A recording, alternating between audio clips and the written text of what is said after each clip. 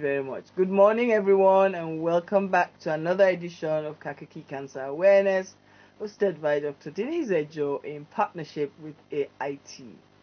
I am the CEO of Common Cancer Foundation, and it's a true privilege to be speaking, anchoring, hosting this program. Together we fight, together we win. This conversation we're diving into is a deeply personal and powerful conversation in today's episode titled Faith, Fight, and the System Living with Cancer in Nigeria. Good morning, everyone. Good morning, Adebi. How are you? Good morning, Dr. Dennis. How are you? Nice to be here. Thank you. Good to see you. You're looking good. So we're going to continue our conversation now on our life-saving conversation about this silent epidemic, which we all know as cancer, and how it has continued to affect millions, but it's spoken of far too little, which is why we're very grateful to Kakaki for giving us this space to talk about it. Cancer is not just a diagnosis; it's a journey, a mental health awareness, and early detection are the most powerful weapons that we face. Did you know that most Nigerians diagnosed with cancer only discover it at the stage 3 or 4? We must change this narrative, and it is beginning with awareness, which is why this program is an awareness campaign. So in our midst today, we've got a special guest who is someone who lives with cancer and is an advocate. So I will now officially and formally be introducing my guest, Dayo Adebi, a cancer survivor and champion. Good morning, Adebi. Good morning, Dr. Dennis. I'm happy to see you. You're looking good. Considering you know what we're talking about. But it's very nice to see you. So let me give you a brief background of who Adebi is. Adebi is a young man, I'm not giving you his age, who is a cancer survivor and a proud son of Ekiti State, as he likes to say, and he's passionate about advocacy for change.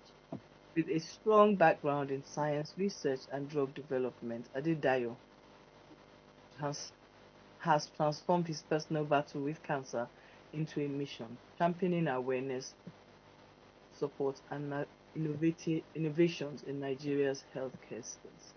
But there's more to Adedayo than science. He's a lover of art, a football enthusiast, and a man who finds deep joy in helping others find hope, especially when they need it most at this time. So we stand with you and your voice as a visionary and a vessel of resilience in this fight against cancer.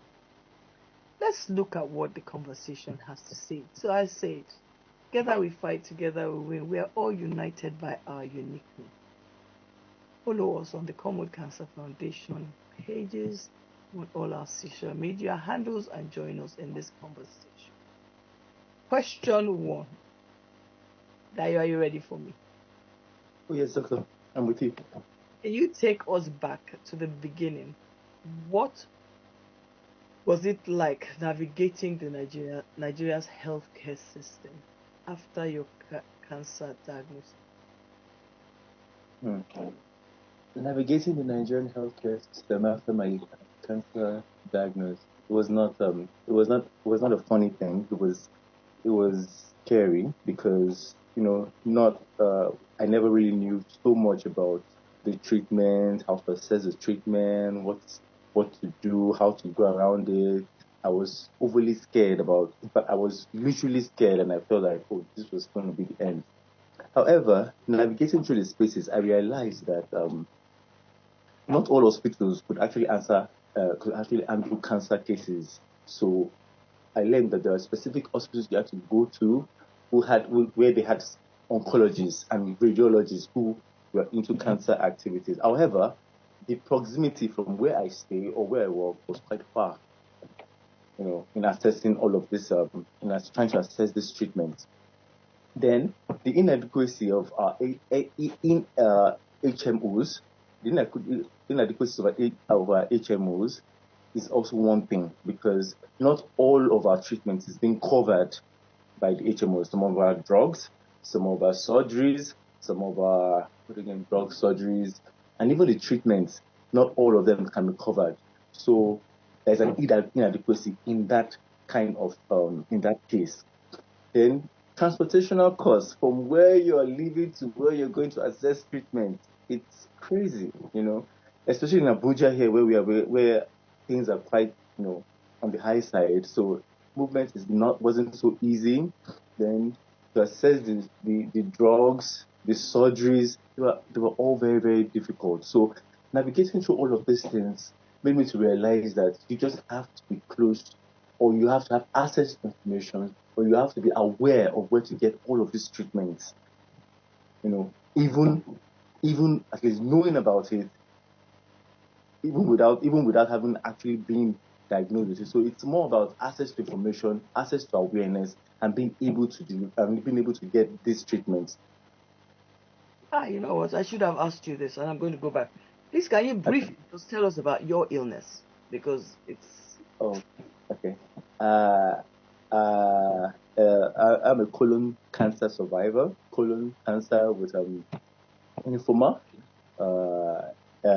I was diagnosed in 2017, sometime in 2017. It was an off kind of thing, but it became very serious around the lockdown period. That's 2019, 2020. And then it became really bad around 2022. Yeah, 2022, yeah.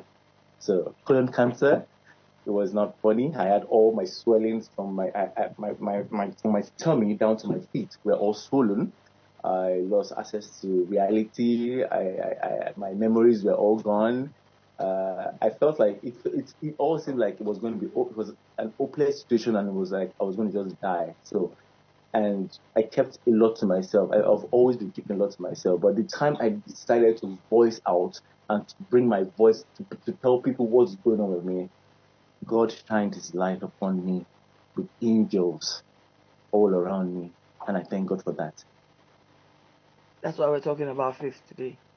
Thank you. Thank you, doctor. I was. People on screen will think that you are now well. They won't know.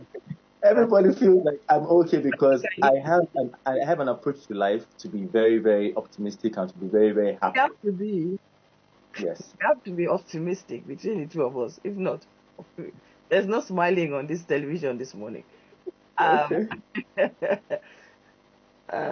I think I want to highlight the fact that is why this particular program is called Living with Cancer, because both of us on the screen today are living, meaning we're in active treatment. Okay, so let's keep going. What are some of the biggest challenges you faced timely in your drug access? I'm looking at your drugs or whatever treatments you have. The timely access. What are they? What were your biggest challenges? Not how to get to hospital in accessing. Okay. Accessing. First of all, is the money factor. The cost of our medications are very, very high. When you have your treatments, they could either place you on a 1 week, 2 weeks, or 3 weeks. But the cost of the chemo medicines, chemo drugs, Vigil, everything is just so much on the high side. So it's either you have to plan for it, or you don't even have the money for it. And then the inavailability of all of these drugs, because when they give you the prescriptions, that sometimes you have some of your drugs not being available. So it causes a kind of setback. And also, not even knowing where to get the right treatment, where to get access to the right treatment is also a problem. Then the doctors, how accessible are our doctors? We only see them on appointment dates, but how do they follow us up? How do they know what we're going through? The side effects that we face, because we have like ginormous types of side effects. So when you're going through all of this pain and all of the side effects, you will actually need the doctor to say, "Oh, doctor, this is what I'm going through." We do not have that kind of access. The doctors don't give you access to them out of the hospital, so it's kind of really hard. So you probably have a nurse, or you have a doctor friend, or you have you just have somebody. You just need somebody that you can always talk to. So it's those kind of things. But however, the most painful part of it is the money factor, because if you do not have money for your cancer treatment, there is no going forward with the treatment. So that is one of the problems we encounter, the challenges that I really face. Wow.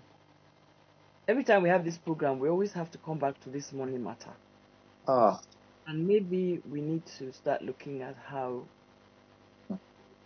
we're going to get this. So if you had a lot of issues with the money factor, what other specialist professionals did you have access to, or who have served in your treatment program that will help us to understand um, shortages, the essential shortages of the medical space, if I should put it that way?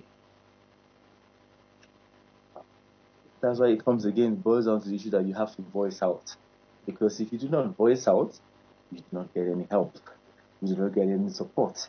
And a lot of people who are living with cancer are scared of stigma. And not only stigma, they're scared. They know they're probably they're scared of death and stigmatization. So you have to get out of that space of stigmatization and the fear of death, and then come out and let people understand that you need help. It was until that time I decided to step out of my shell, to step out of my closed door, to step out of my comfort zone, and tell people this is what I'm going through. A lot of people didn't understand. They were scared. They didn't understand that this is what you're. I mean, this is what you're going through. They just noticed I have disappeared. I have lost touch with the entire world. But I decided to voice out, and then people started to come into my case. My pastor, my friends, my workplace. There's so much people. There's so much they can do, but with a little help, they came together, and the support was ginormous. So that then How, go on. sorry, sorry to cut you short. However, I happen to be a bit lucky. When I mean a bit lucky, like 30 to 40% lucky. Not everybody can be as lucky as I am, and that's because I have a very good approach to life, and I try to meet a lot of people as much as possible. There's so many people who, after being diagnosed with this, do not have hope, do not know where to go to, do not have any support system, do not have any friends, do not even have pastors, do not even have any, so it is really, really hard for the average Nigerian person to go This journey. through this journey. So based on your journey, therefore, what specific changes would you like to see in Nigeria's healthcare system to better support cancer patients? And okay, let's go together on this one, because you start. What would you want to see But changes? the That, Nigerian system should change. yeah, that needs to make a difference because Okay, first and foremost, they need to work on a cancer health fund. okay. It's something they need to change, or they need to upgrade, they need to restructure it, because it's very, very, very specific to cancer types. Like when I mean cancer, to specific cancer types, when I mean specific cancer type, I mean like breast cancer, uh, cervical, prostate, and I think one other one. So, however, there are other kind of cancer types, like the colon, liver, kidney, all sorts of all sorts. I mean, there should be other inclusions to help people, because breast cases might be kind of large, but we are having so many kind of colon situations happening at the moment. Not only colon, ovarian, several cases. So that at first, that I think should should be looked into. You understand? Should be looked into, and more so, the government should try to create policies to help people, especially those who are the oncologists and the radiologists, to help us reduce some of this chemo. I mean, to help us augment the cost of this treatment, because they are seriously on the high side. If I have to spend about 1.5 every 2 weeks, that is in a month, I end up spending 3 million, and my work doesn't give me as much as 300 to 400,000, or maybe between 200 and 4,000. How do I go around that? Where do I go get that kind of fund? So if the government can reduce all of this for us, and create policies that will enable us even access treatment easily. Because as I every week in, week out, every small chance I get healed a little bit or I get strong a little bit, I have to run around to source for funds. And when I mean source for funds, making calls, meeting this, asking this. I mean, it's a crazy old idea. So, I mean, that's where the government has come in, helping us, supporting us, changing the Cancer Health Fund, making sure there's more inclusion in the Cancer Health Fund, and helping each individual to see how they can reduce the burden on them. It's not easy for the family and friends to do everything. At some point, they get tired and exhausted, and then you're all on your own again. So, and that's just it's an overwhelming factor. When you're having this conversation, you're having a smile on your face, but me and you know that you're not smiling. Ah, smile again. No, Doctor. but explain that, because okay, if you ask me now, I'm not smiling at present. I'm smiling on this screen, but I am actually not smiling at present, because as you go and look and you get they call you for your scan results, you know that alarms. The scan results are the most painful ones, doctor. They can be so painful. The scan result part, because I'm not sure a lot of people understand. And people will not understand what I've just asked now, but you know what I've asked. Imagine you. Or not just scan result. Let's not put just scan result. Okay. Test result. Let's put all. Okay. Yeah, go on. If you go through your scan results, I mean, after all your treatment, all the money you have spent, your life savings, everything you have put together, and then you go through your test and they tell you that the thing is not yet gone, or the thing is not finished, or the growth or whatever is there is still it can be very painful, because it means that you still have to continue. It means you still have to go and be looking for money. It means you still have to. In fact, the word is you have to beg for money. You literally have to beg. You have to solicit. You have to beg for help, and it has not been easy, because you begging and you asking and you are not the things you usually do. So if you do not go through all of this, begging even people you don't even talk to, people you don't even want to ask for anything, it can be very painful. Painful in the sense that you would usually feel so sad within you that why is this happening to me? Why do I have to go through this again and again and again? Why can't I just spend this money and it stops? It may not stop. There might be a recurrence. There might be a continuity, but you just have to continue. You have no choice. A lot of people won't understand. Your office might not understand. Your friends might not understand. They might just think maybe it's a malaria and typhoid thing, but it's not. You have to just continue. You have to continue this treatment whether you like it or not. And that is the sad part of it, because when you continue the treatment, you don't have food to eat. You spend all your money on your treatment. There is no food to eat. You cannot move from point. At some days, you don't even have water to drink in your house. So it is the pain that comes with all of this, because there's just nothing you can do. You become helpless. You become hopeless. But I thank God that in all of this, it's only God that can give you the strength that you need. No matter how painful or how sad this situation or how hard it is that you have to get these monies, just try as much as possible to keep hope alive. That is the most important thing. It is hard. I like it. Let me talk to myself here now. Then it's keep hope alive. Yeah. Me, I don't speak with my children yesterday, so I know what I'm keep hope alive. It's true. Let's keep hope alive.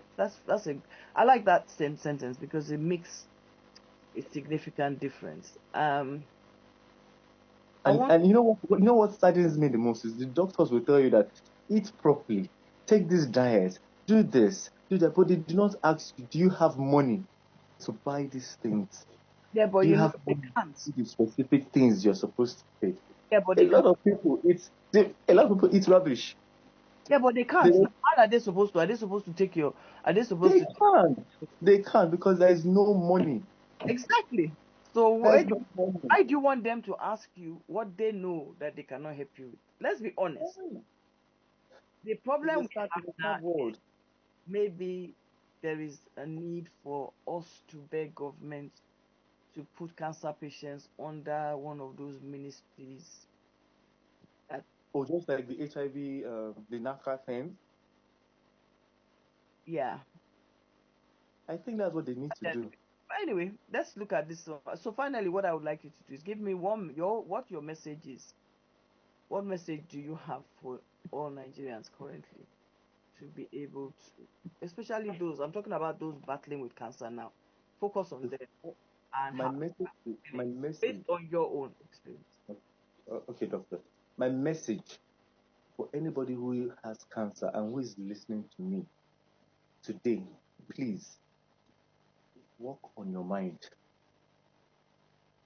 Work on your mind. Everything is of the mind. No matter how sick you feel, work on your mind. Make sure in your mind you are strong and you are healthy. Because when you hear the diagnosis that you have cancer, that is enough to kill you in your mind. So your mind is your powerhouse. Work on your mind. Do not be afraid of stigmatization. Do not be afraid of death. Work on your mind. So every one of you who is listening to me, work on your mind. And do not stay alone. Do not be alone. Have a shoulder to lean on. Have somebody to talk to. Believe me, God will send angels your way. Thank you. Man, thank you very much, Dayo, for sharing your powerful journey with us today. Your story Thank you, doctor. reminds me about what you leave behind when you go through a diagnosis. And I think all of us that have the disease go through it. So I want to thank you very much. In a country where the systems can feel overwhelming, you have shown us that courage, community, and conviction can light that way. With that in mind, to our viewers at home and everywhere, remember this: cancer does not just challenge the body, it challenges the mind, it challenges the spirit. But together we can build a world where no one fights alone. At Common Cancer Foundation, we believe access, advocacy, and awareness are simply fighting this battle. Together we fight, together we win. We look forward to seeing you again in 2 weeks' time, where we'll be talking to someone to talk to us, bringing in someone to talk to us about next steps. We look forward to seeing you again. Adidayo, have a lovely week, and please take care of yourself, please. Thank you, doctor, for having me around. God bless you. God bless you too, and thank you, Nigeria. We'll see you soon. Have a lovely, lovely week. The prostate enlargement. I never knew it will eventually degenerate to the level of being cancerous. That awareness was not even there. I had a consultant I was seeing regularly on the issue, and he was handling me well until early last year when the bubble had to burst. I started having some terrible pains all over my waist, my lumbar area, and my wife had to drive. I couldn't even come down the stairs. My wife had to drive me straight to the hospital. When we now got there, and the doctor was like, I should go for an MRI test, scan. We went for that, and lo and behold, when the result came out, it was devastating. And they wrote I had metastatic prostate cancer. And then even the dejection on my wife's face was something else. I looked at her, I looked at myself, and I was like, is that how it's going to end?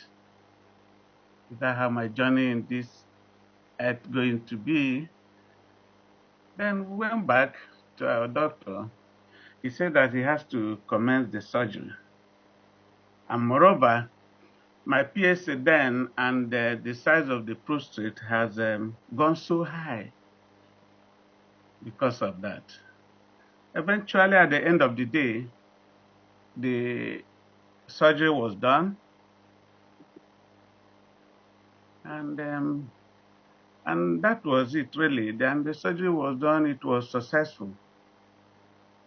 But at the end of the day, I didn't know I had so many other things to contend with after the surgery. Infections and all of that. So much loss of blood. I was already on the other side of the world, but God saw me through. And sometimes people don't even know that cancer might not really kill you as they think, but the post-management of the cancer treatment, like post-management of the surgery, was the main issue there that was even more devastating, because a whole lot of things came out and all at the same time. And I think it was really God on our side that also contributed to my survival. Thank you so much. Thank you. Yeah. Thank you. I find I realize it's quite a hard conversation for you to have. Yes. But thank you for starting this conversation. Maybe your wife can help us a bit more. Mrs. Blessing, how are you? You have a good smile on this morning. So now I'm going to ask you, how did you learn? How did you first learn about your husband's diagnosis? And you see, he's just said that when he looked at your face, um, the initial reaction was something to go by. So can you talk to us about that? Thank you. Good morning once again, and thank you for this great privilege to talk about the condition of my husband. Like he started, he has have been having prostate enlargement for some time, and so he kept going for you know consultations and taking his medications. But earlier last year, pains started coming in from all angles, and my husband is the type he doesn't like going to hospital. So at every point in time, he tell me, I need a painkiller, I need this, I need this. And I keep telling him, I don't think painkiller can take care of this. We need to know the exact cause of this pain. Because if you keep suppressing the pain and the root cause of the pain is not handled, it will keep repeating itself. I keep being under tension. So it was so terrible on the exact 30th of March 2024. We couldn't sleep. He was as if he was a woman in labor. And I knew that deep inside me that night, something told me this might have been a cancer. I felt it. But being a child of God, I am, the first call I did was start talking to God that night. Even when he was in a serious pain, I keep talking to God. So I was just waiting for the morning to come. By then, I've spoken to his daughter. So by the time we got to the hospital, the doctor checked him and said I should go and run a scan on him. And from scan, it showed like from his PSA and the large size of the prostate that's gone so big. So from that result, he said go for MRI. The MRI he sent us was the one that couldn't show at first. It couldn't show exactly the extent of the damage already, but because I knew that I need to go home with something, I insisted on the people in the hospital that was running the MRI, please can you do a second one for him and go deeper, let me know exactly what's happening. And lo and behold, it took like hours. And by the time the result came out, they were afraid to give me the results. My husband could not even stand the MRI because he was on a serious pain. He can't sit, he can't stand, he can't lie down. So it was difficult trying to handle him that day. But God helped me. My younger sister that was with me, we were able to keep him calm. And by the time they gave me the result, I saw the faces of the result, the people giving me the result, and they were like, Madam, just be calm, just be calm. So I called the doctor and took the result to him. And I said, the next step is to run a biopsy. So he took a sample of his this thing and took to lab.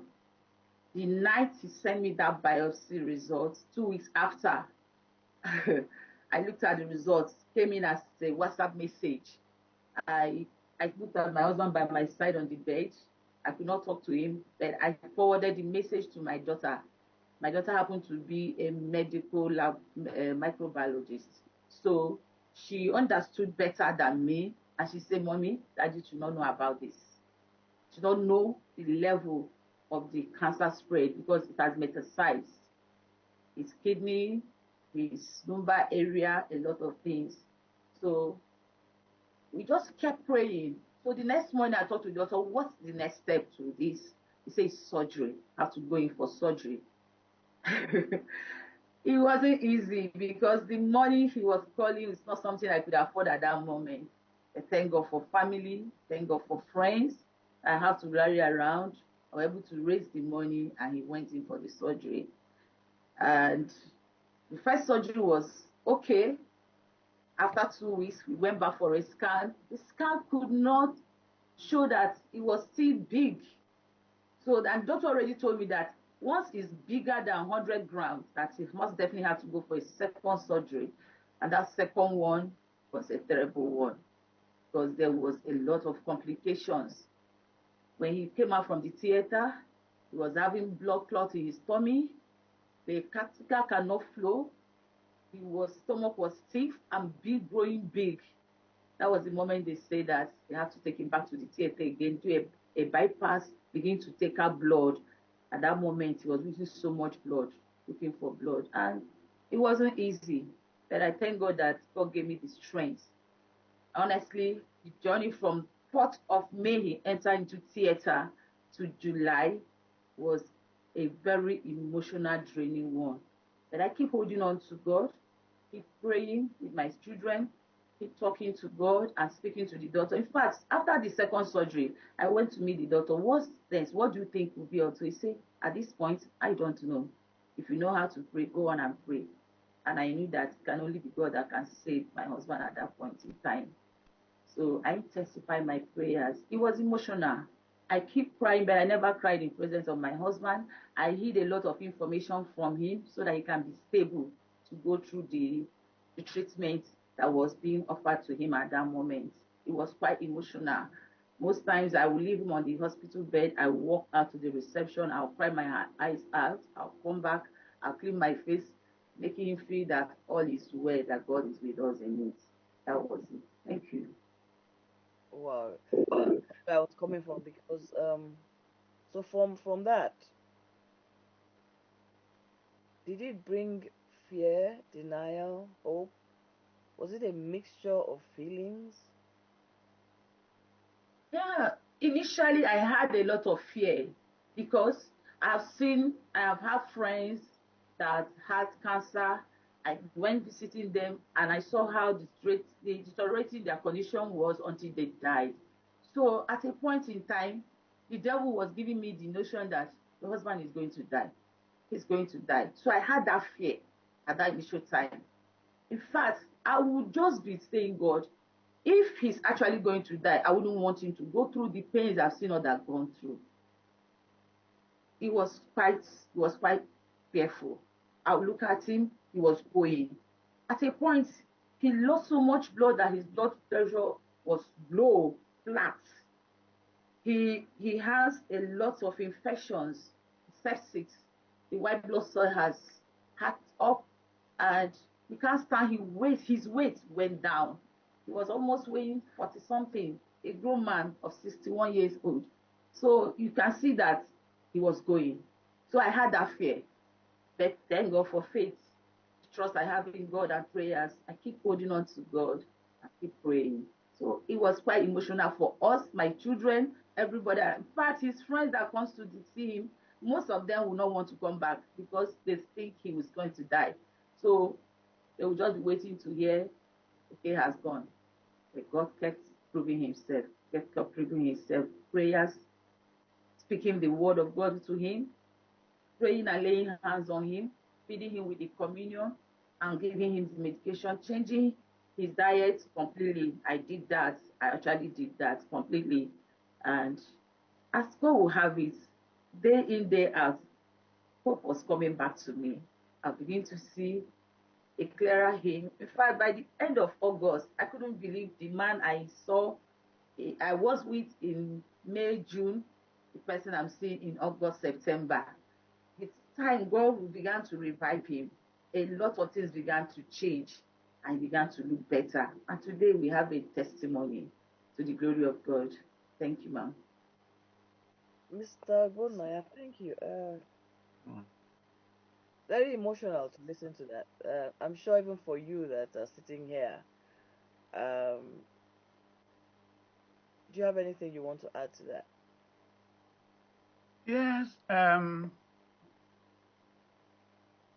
At some point, I felt the same way.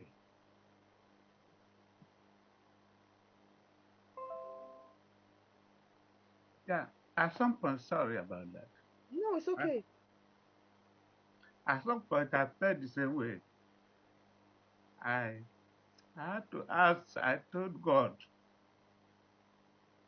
even if you can't hear my prayers, please answer the prayers of my wife and children. Because like I told you earlier, when I look, especially my son, when he was always by my side, and I'll look at him, I'll be like, how is he going to take it? He was always in the car, even when we were running up and down, going to the hospital, going to do the scan. I said, even if you can't answer my prayer, please answer the prayers of these people. It was really traumatic. It was really traumatic. That's all I can say. But like she rightly said, thank God for today. Every new day, you can see how I'm looking now.